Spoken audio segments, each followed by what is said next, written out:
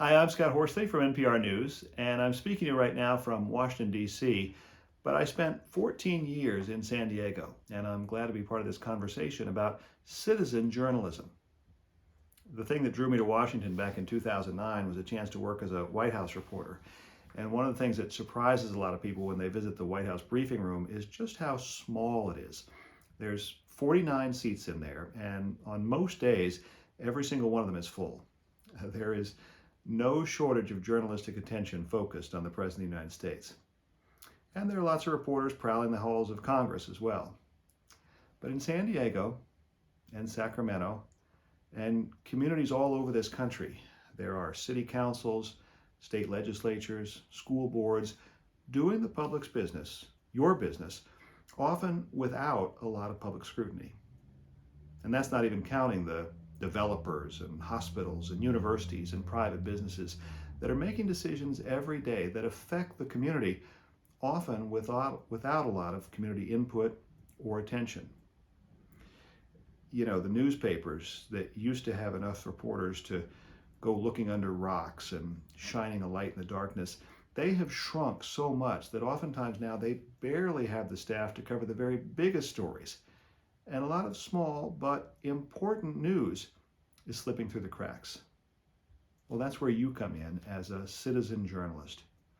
My old colleague Alex Chadwick used to say, if you go out to a story and there's a bunch of reporters already there, go find yourself another story.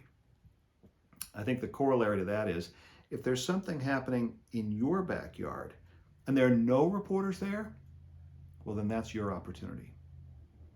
And luckily, it's easier than ever now for ordinary citizens to share their stories with a wider community. You know, it used to take a printing press or a TV transmitter to share words and pictures with a broad audience. But now, anybody with a cell phone and a good story to tell can capture the public's imagination in the time it takes to hit send.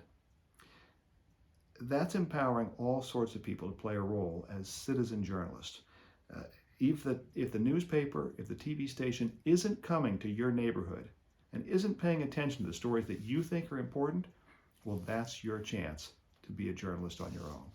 I mean, how many times in recent history has someone been held accountable for his or her actions because someone nearby had a cell phone and was willing to serve as a conscientious witness? And I'm not talking just about the kind of stories that make national or international news. As long as it's interesting to you and the people right around you, well, then you have the tools to get the words and the pictures out.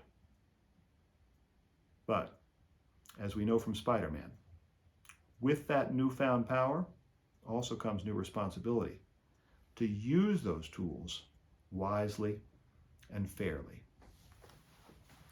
And what's more, in a world where anyone's voice can be amplified by this new technology, you as a news consumer have a responsibility to choose wisely about which voices you pay attention to. I mean, on Facebook, where any crackpot can post a video that looks pretty much the same as the evening news, you have to do your homework and be careful about the sources that you trust. And I'm not just saying follow the sources that confirm what you think you already know. Oftentimes, the best news sources are the ones that challenge us to think about things in a new light. So, if you're telling stories, be a broadcaster. Even if you're only telling stories for your own family, your immediate neighborhood listserv, your church bulletin, try to think about the broader audience. And if you're consuming news, try to be broad-minded as well. You know, it's all too easy these days to tailor our news feed to screen out uncomfortable facts or viewpoints that are different from our own. But putting on those kinds of blinders, that doesn't make for good journalism. And frankly, it doesn't make for good citizens either.